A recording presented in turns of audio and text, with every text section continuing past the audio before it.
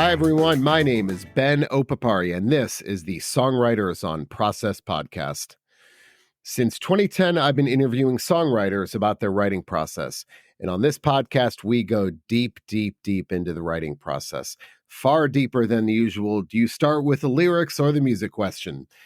By way of background, I have a PhD in English literature, and I'm a prose writer myself. I'm not a songwriter. In fact, I've never written a song in my life. But my goal has always been to treat songwriters the same way that we treat prose writers and poets, just as writers, plain and simple. And I've always been interested in the writing process. This is an intelligent conversation between two writers. And on this podcast, like I said, we go deep into the process. We talk about rituals, the seeds of inspiration, the role of movement on the process, writer's block, the revision process, pens, pencils, types of paper, and of course, we talk about books. You can find all the archived interviews on the Songwriters on Podcast website and across all streaming platforms. And with that, let's dive into this week's episode. And today's guest is Grace Cummings. Cummings is based in Australia, and she has a fantastic album out April 5th on ATO Records called Ramona. She is touring with opening for King Gizzard and the Lizard Wizard, she told me, for a tour starting in May. And I interviewed Stu McKenzie of King Gizzard a few years ago, and that is the most downloaded episode I have ever done. As an aside, the two most downloaded episodes I have are Stu McKenzie of King Gizzard and the Lizard Wizard and Grian Chatton of Fontaine's DC. But so check those out when you get a chance. But back to Cummings. I loved this interview. She is hilarious. She's a great storyteller. There's some great stories in here, kind of unrelated to songwriting that I hope you enjoy. But a few things about her process. She says she tries to sit down every day for 20 minutes in the morning and write, just not to necessarily, in her words, get a nugget of gold, but just to use her brain in a thoughtful and creative fashion.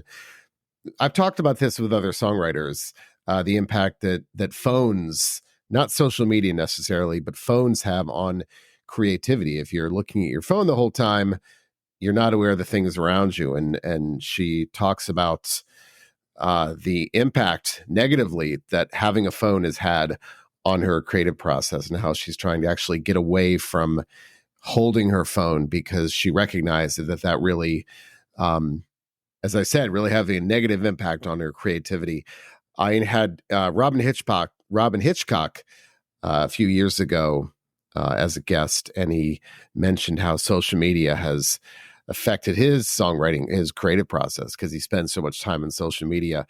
But what's interesting to me, at least, is Hitchcock is older, obviously, and so he was around at a time before phones were even in our hands. But got me really thinking about people who are songwriters now who have only known what it's like to have phones, and they don't know what it's like not to have that distraction. Are they even aware that it's distracting them? I was thinking about that as Cummings as we were talking, and regardless, she recognizes how it's really not been a good thing for creativity. So we did talk about that. We talked about, I love her discussion of the voice memos, and I always love to discuss how songwriters organize their voice memos. And most of them have no sense of organization. They just put those voice memos of melodies or lyrics in their phones, and then have to scramble back through them to find the one that they liked. Some of them have organizational techniques. I love Cummings' organizational technique, and that is labeling them excellent, very excellent. I don't know if we had a very, very excellent, but labeling them with adjectives. And that there's a kind of a hierarchy of superiority in the adjectives. So I love that discussion as well.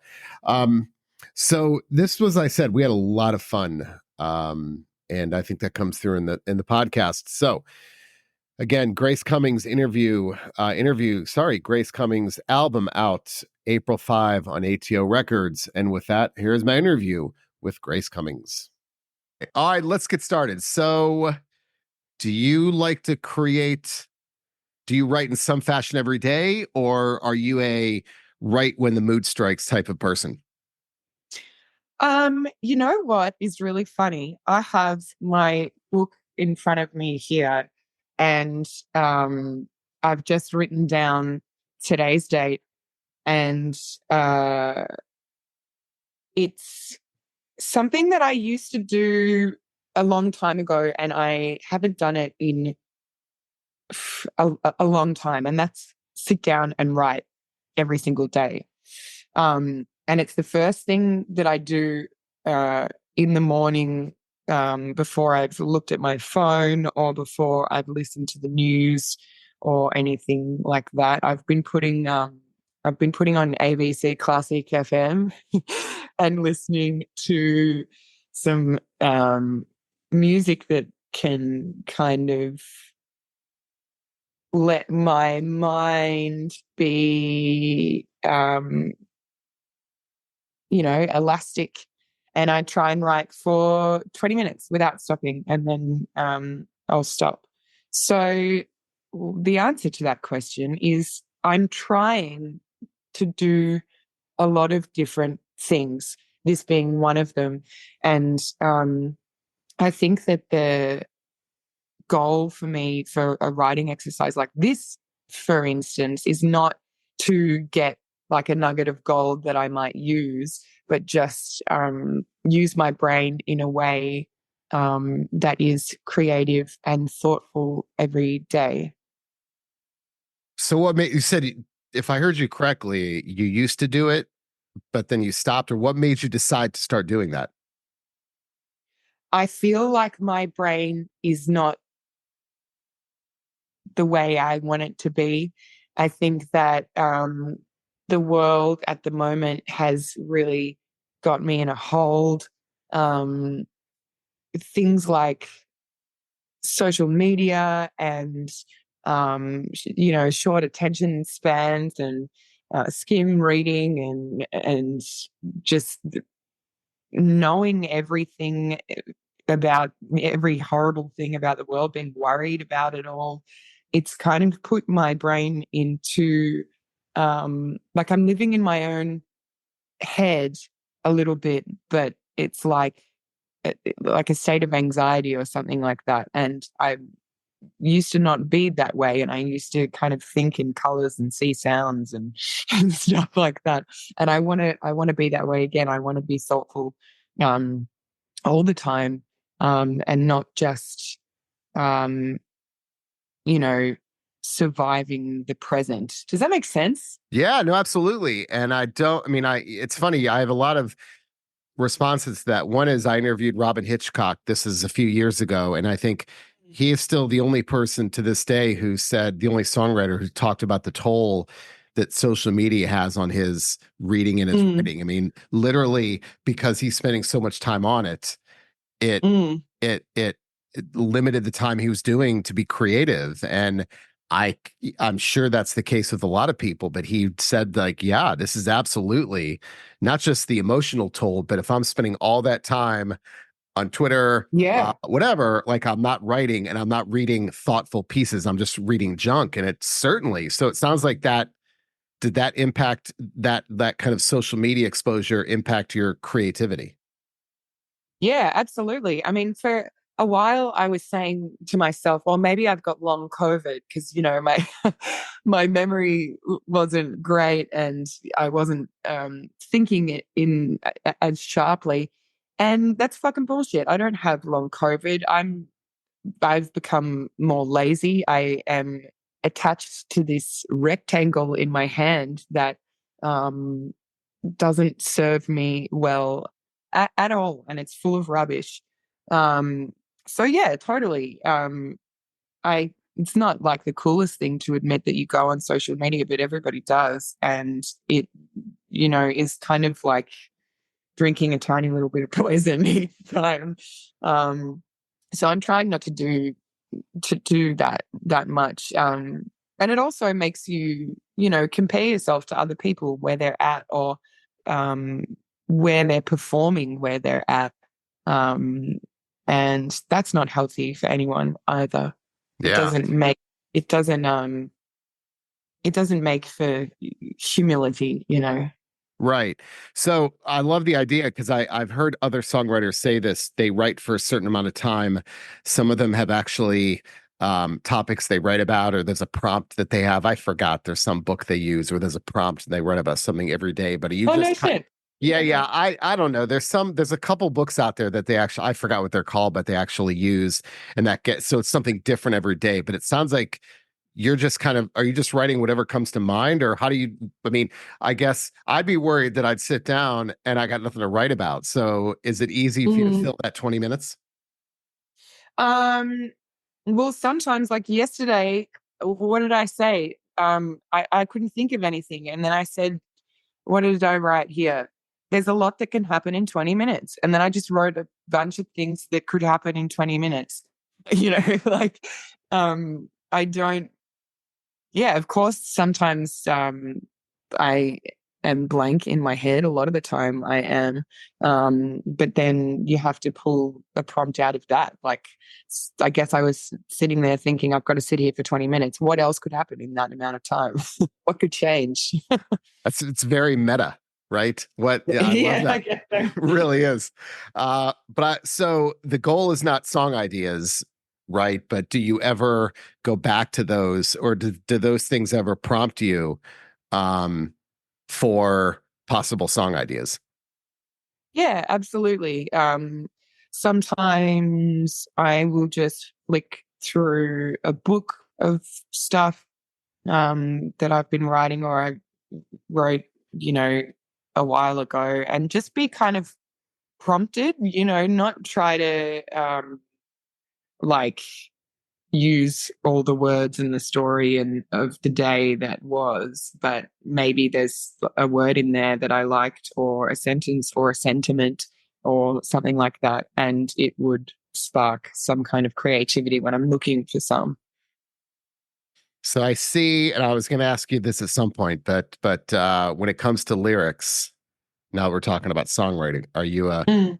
computer person or a pen and paper person when it comes to writing A, lyrics? a pen and paper person. I Uh, can tell by Um, that because the notebook, I love the decomposition notebook. I saw that title. That's amazing. So the next thing is songwriters are incredibly particular about color of ink, brand of pen, even type of paper. So does that matter to you at all?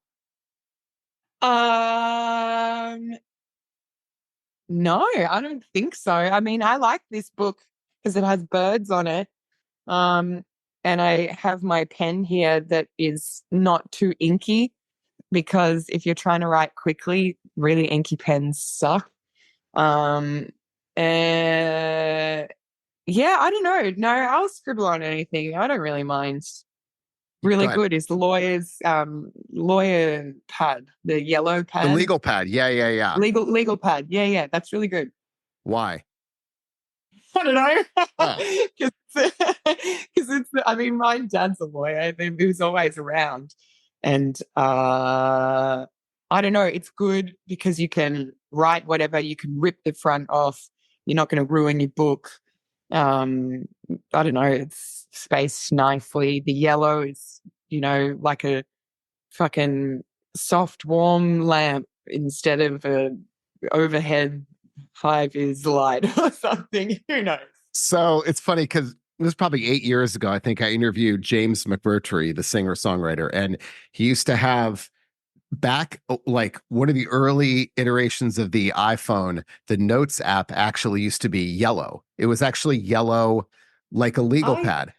yeah. And he loved it. And when he changed it, he couldn't write it anymore because he was like, why can't they bring back the yellow? I can't write on it when it's not yellow anymore. Yeah. Um, but I think what you're saying, to me is how precious do you treat the process, right? There are some people that say that don't treat it precious at all, and that lessens the pressure on you. I mean, some people that say they Mm. write lyrics on the back of napkins, envelopes, receipts, because the less precious you treat it, the more, I guess, the easier it is to write.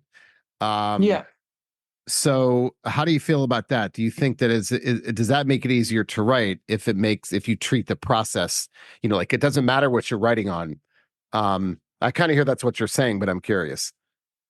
Yeah, I mean, I don't think it's I personally don't think it's a good idea to be really precious about that kind of stuff. I think it makes me feel like I'm taking myself too seriously, and there's just no room for that if you want to make something that has the potential to be, beautiful or um, or connect with somebody else because you're taking yourself too fucking seriously.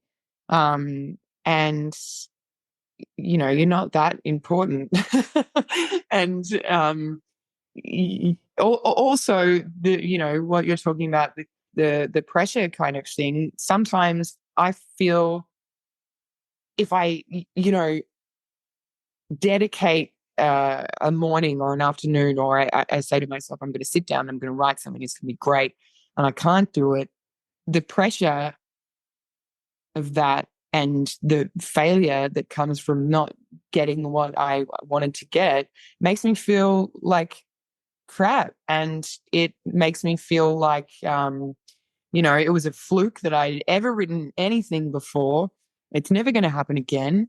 Um, that was just by chance. You can't do it. Your brain doesn't work that way. It's just silly, but it does work that way. Um, your brain does work creatively, just it doesn't work creatively on command. Yeah. So you have those feelings of failure, you feel like it's not happening. Is the solution to that to kind of step away? Is it to push through and say, I've got to solve this? And I guess that's a bigger question of like when things aren't happening. I'm not going to call it Mm, writer's block, but rut. mm, I mean, for mm. prose writers, a prose writer would never say, when you have writer's block, keep on doing it. Most of them just say, take a walk, do Yeah. something else. But as a songwriter, when that happens, what do you do? I think it's kind of exactly the same as what you're saying about prose writers. It's not happening. You're living in the world in your head, and that world isn't giving you anything. So go and experience a different kind of world. Walk outside, pick, something out of your garden, go and, be inspired by somebody else. Like, see a film, read a book, listen to music, just get out of that world that is governed by your own thoughts, because when you have that block, as you say, those thoughts are always going to be negative. And that, well, it is negative for me. And that's just not going to help you. So just get out of there, go for a swim. Go for a swim. Is that what you said? Yeah, go for a swim. Okay, so that's I love that. I don't think no one's ever said that before. I mean, some songwriters I've heard they like to swim, but I've never said actually go for a swim and they have. So is that something that it sounds like because you said that's something that you will that is a part of your process. Like if you so do you do that? Do you is that a part of your process just when you're in a rut, or is that just a part of your process in general? I guess let me or I could ask you this also. How much does the role of movement play in your writing process? Whether it's walking, swimming, like Yeah. Um, I think movement plays a role in sorry, I'm just trying to formulate my thoughts here. I think movement or swimming or walking or whatever plays a role for me more for my mental health than it does, than having a direct link to making me be able to write.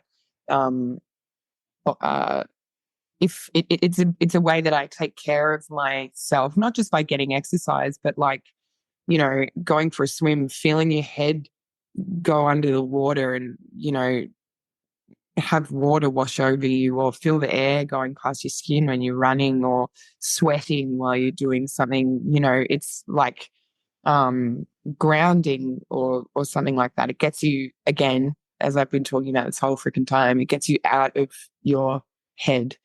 And that helps me with my mental health. And if my mental health is good and clear and sharp, then I'll be able to write. Yeah. Um, so sense. Yeah, absolutely. No, I mean, and that's not, you're not alone in that. I mean, I think that there are people who get a lot of ideas when they're active. There's others like you Mm, that say that they use that as a time to kind of recharge and mm. they don't get ideas then, but it makes them much better when the ideas do come. Like the ideas come later because they've given themselves a break. Yeah, and I think ideas do come in those moments because you're not focused on anything else but what you're doing. You know, you're walking, you're looking at the sky or the lorikeets flying past or the trees or and you're just breathing and looking and moving. You're not focused on anything else. So that's like a prime fertile ground for thought, you know? So, can you write for long stretches? Like, can you sit for? I'm good for about an hour, and I have to get up and walk around for 5 or 10 minutes. But can you physically sit for a long time and write? My back would say no, but um, well, if I really am motivated, which, as I kind of said before, is something that I'm struggling with at the moment. So I guess that's why I'm doing these kinds of exercises, like the 20 minutes or whatever. You know, I'll jack it up to 30 and 40 and try and do maybe a whole afternoon as well. I get very frustrated with myself very quickly. And if I can't come up with the idea that I know is there, um, I get very frustrated and I just think it's not going to happen. I've got to go do something else. I've got to get up. I've got to go away and do something else. So I don't know. It depends what I'm writing. Um, A song, probably not. I don't think I could ever sit there for an hour and write a song. I don't think I've ever done that. Hmm. A story, I could maybe. Yeah, it depends. A lot, I think, for myself I mean, I'm not a songwriter, I'm a prose writer, but I feel like, Mm, for me at least, if I'm not feeling it, like, okay, so this space I'm in right here is where I do a lot of my work related stuff. Um, very nice. yeah, but I can never, like in this chair, literally, like I'm doing Zoom calls, all Mm, that stuff. But because I've spent so much time doing this, I can't write in this chair anymore. I sure. have Yeah. to write in another room, because I've associated this so much with a certain type of thing. Um, Mm, and it was funny when I realized that. I don't know when it was, but I was like, what if I just go in another room mm, and that's all it took was just yeah. physically moving to another space, and it was like everything just flowed. But I've now associated this so much with like hours of work related Yeah. things, and so Yeah. I can't write here anymore. Sometimes I just sit on the piano stool and like close the piano lid and use it as a table because that's kind of the same kind of thing, like an environmental factor or something like that that makes your brain like tricks your brain into being better. Absolutely. I mean, I interviewed Philip Selway, the drummer of Radiohead, a couple of years ago, and he said that Cool. he still has to write on his drum stool. Like he's still, Yeah. but I thought it was funny because he spends time on a drum stool all the time, but yet I was like, Yeah. I said, "Do you have a favorite chair?" He goes, "Yeah, my drum stool. It's the only place I can write." I recently got a Telecaster and I've never played a telly before. And a friend of mine said the best thing about a Telecaster is you flip it over and it's just a table all the time. You never need something under your notepad ever again. I love it. But when did you discover, like, I love these kind of quirks. This is what I think is so cool. But like, when did you discover that, oh, you can write your piano, that it serves as a table? Like, was that just like a fluke and you said, wow, I'm actually getting a lot done here. So I'm going to see if I'm going to return to that spot and do it there. I think like on my piano stool right now, there are like three writing books on the stool. I just leave them there. Um, because I kind of get a bit frantic. Like if I've got an idea at the piano, I've got to have them there. Otherwise, I'll lose it, or I'll get annoyed, or I'll just, you know, um, whatever. I've lost my train of thought. But so I'm always kind of at the piano, and that's where my books are as well. So I guess if I have an idea, I won't give myself the time to move anywhere else. And it's always just at the piano. And then I just realized that I could just shut that, but not right up here next to my chin, and use it as a table, and it all just happens there. And then I leave it on the stool. I guess, I don't know, my body's like used to it now or something. I love it. So do you have the other thing I always like to ask songwriters about are the voice memos on the phone. So do you just have Yeah. hundreds of voice memos on your phone, I would imagine? And Yeah. is there any sense of organization to those voice memos at all? Let's have a look. We've got song one, needs work. John Lennon. Nothing, something. This is a good song. Garden song. This is a great song. Excellent piano. See, I've got to tell myself that they're good. Drop D needs harmonies. No, I don't know what any of this is. Um, it's like But they're labeled. um, they're labeled. If something's not labeled, like a lot of them aren't labeled. Some of them are just like G, C, B minor, E. Like I don't know what that is. Um, Red Ferrari. I don't know what that means.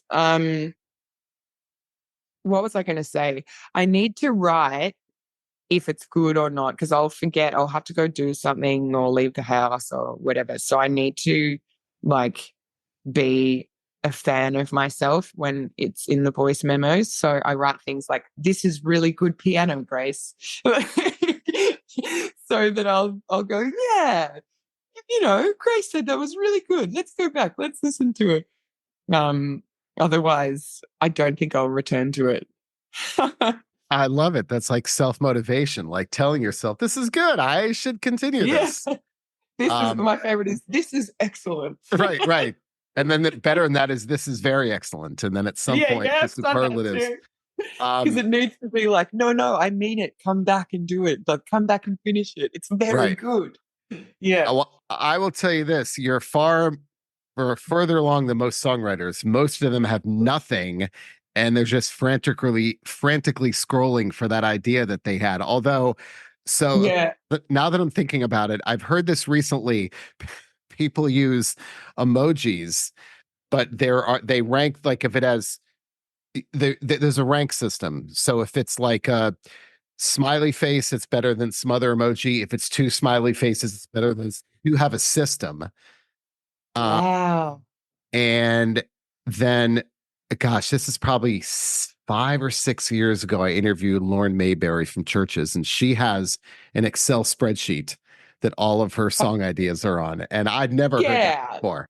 No, Um, that's not. I don't know how to use Excel, yeah, so that can't work for yeah. me. But I'm fascinated by those responses because all Yeah. there's so hundreds of voice memos, and most of them, like I said, you're farther along than 95% of them because most of them have nothing, and then you Yeah. have to go through and say, where is that thing?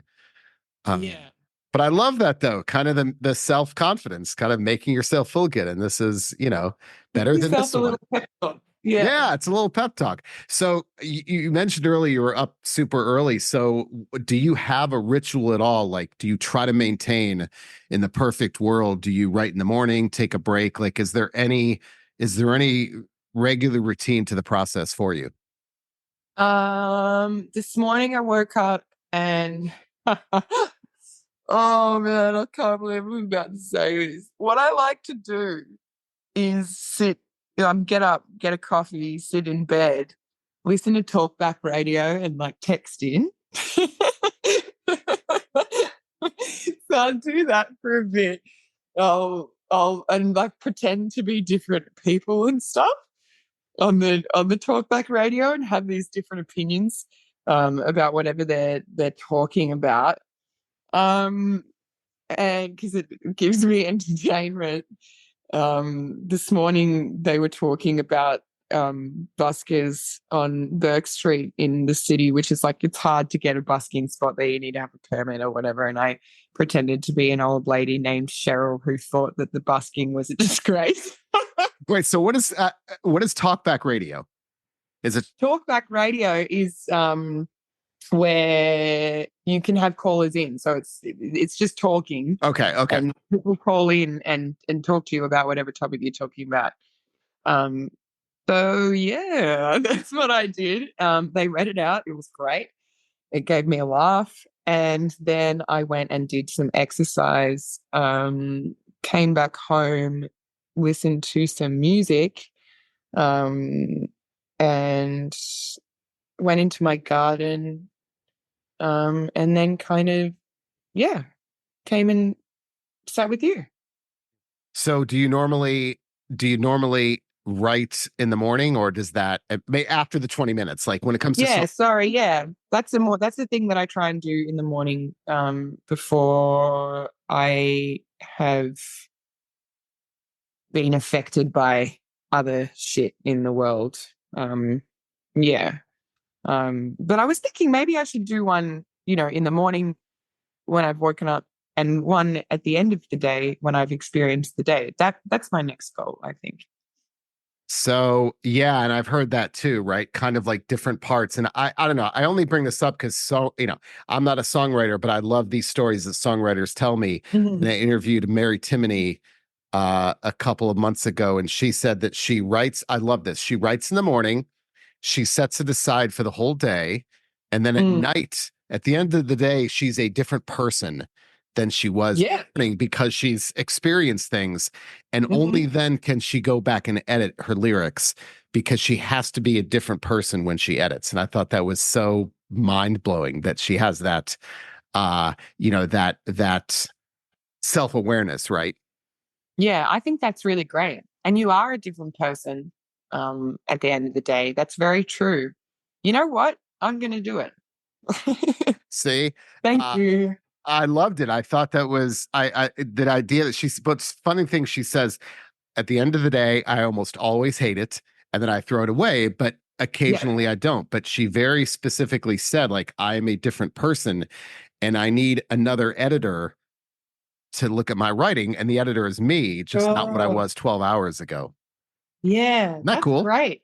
I like that very much. Yeah. Because she Very, doesn't. very excellent. Yeah, exactly. That's a very, very, very, I think that gets three varies. Yeah, yeah.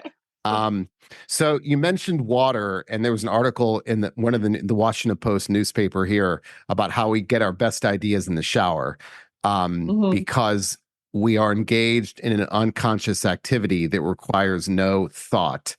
And only Mm. then do creative ideas come when we are not thinking about them, like when we're engaged in monotonous activities. Um, Mhm. so I hear you mentioned gardening, and I hear a lot of songwriters get ideas through gardening or that kind of Mhm. some kind of activity that requires no conscious thought. So are those times fruitful for you for songwriting ideas? Yeah, I think so. Um, I think what is, um, the common thread there is like a sensory experience, Mhm. rather than a totally intellectual experience. You're talking about feeling water on you or being in the dirt, in the sunshine, hearing birds, that kind of thing. It's a sensory experience. Yeah. Um, and I think that, um, it's important for me, at least, to be in the world, like in the actual world, not the community, not the social world, not anything, but the actual ground, sky, sun, you know, dirt. It's very important to me, to belong um, to that world, um, because everybody does. I think we forget that. Would you be an effective writer in an urban environment then? Like if you're sitting in the middle of a downtown of a city or walking around, would that be fruitful for you, or do you need that kind of pastoral, natural environment? Um, no, I like, yeah, totally. Yes, because it's not, I know I can always come back, you know, I can always come back to this. I mean, Australia is a place that is hard to leave, sometimes for me. Um, I love being other places. I love being in big cities like New York and London and stuff like that, but I couldn't live there. I need Australia. I need its nature. Um, but I can hold on to it for a while and, um, you know, take it with me. I don't think I need it, um, all the time until I do. Yeah. Okay, a couple more questions. So the first one is a two-parter. I love the new album, and I'm Thank you. curious what. So this is a two-parter. What is there one song the easiest to write, like that, just was one pass and that was it? And what was the song that was the hardest, the most frustrating to write, but you're glad that you finished it because of that? Trying to think about what's on the record. Um, um, I think the easiest song to write in terms of like time, as you're saying, is a precious thing. Um, it came so quickly to me though, because it was maybe the hardest song to write for me emotionally. Does that make sense? Yeah. So it was easy to get it out, but hard to accept that I was going to be that vulnerable and let people hear it. Mhm. Um, and then I think what am I proud of finishing? Uh, Or just maybe the hardest one that you maybe wanted to give up on, because it was just so, it was a laborious process. um, I honestly don't think that any of them really. I mean, a song that I had for a while and I didn't change until the very end was Something Going Round. I wrote that very quickly, when I was trapped inside, um, my old flat, when there were bushfires going on, in Australia, and it was before COVID, and everyone was wearing masks, not for infection, but for smoke. And there was a book of classic American folk songs on my piano, which kind of sparked an idea for me. And I wrote it very quickly that day, but then, a couple of years passed. I hadn't even realized, it was like a voice memo that I had and forgot to label excellent. And I went back to it and it had a different chorus, which I thought was just really, really fucking shit. And I loved every other part of the song. And it wasn't until I got to Topanga to record it, I just thought, like I just put it off and I was just like, something's going to happen. You're going to just think of something and that's going to be it and it's going to work out. And I did think of something, and that's what I get, it's not really a chorus, but that's what the kind of refrain is. But it took me um, a while to get to that very, very simple line. So are you less likely, because I think prose writers and songwriters talk about, some of them say that the things that come too quickly are the ones they trust the least. Like there has to be, in other words, like the lyrics or the words, the ones that happen the fastest, they don't trust those because they were too easy. Um, Oh, really? Yeah, I hear that sometimes. I'm not saying I agree with it, but I've heard songwriters tell me that too. But I've read writers like, um, I mean, I've actually got this quote here by H.L. Mencken, the writer, on my screen. He says, "The value of writing seems to be in inverse proportion to the ease of writing. Whatever flows freely and bubblingly turns out to be sorry stuff a week later." Huh. I don't know. Look, I think both sides are valid and important, but I wouldn't say that anything that comes easy to you is worthy of being thrown out. Yeah, I think that if something comes easy to you and you're in the moment, you feel that, then it's probably a very true and real thing. Um, it's something that is unedited and unashamedly yourself. And I think that that's a really cool thing. Um, most of the time, yeah. I agree. All right, last question. All Uh, right, I'm ready. okay, let's have at it. So I do find that songwriters are voracious readers. How much do you read? Who are your favorite authors? Is that an important part of your daily routine as well? Yeah, I love to read. I read, uh, yeah, I read a lot.